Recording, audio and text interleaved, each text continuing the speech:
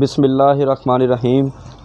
تو قادر و عادل ہے مگر تیرے جہاں میں ہیں تلخ بہت بنتائے مزدور کے اوقات۔ یکم مئی پاکستان سمیت دنیا بھر میں مزدوروں کا عالمی دن منایا جاتا ہے۔ یہ دن ہر سال کئی سوال لے کر آتا ہے اور بغیر کوئی جواب لیے گزر جاتا ہے۔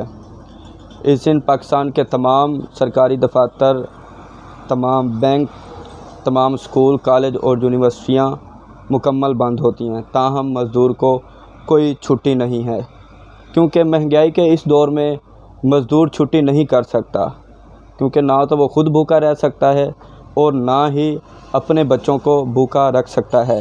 پاکستان میں تقریباً 9 کروڑ مزدور مفلسی کی زندگی گزار رہے ہیں۔ آج کے اس مشکل وقت میں مزدور طبقہ 2 وقت کی روٹی لینے کے لیے ترس رہا ہے۔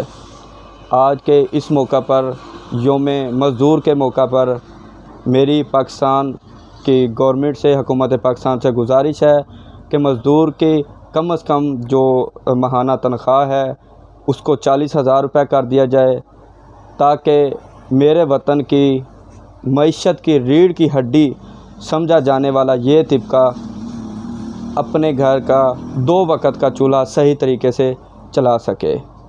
اللہ حافظ، اپنا خیال رکھیے گا۔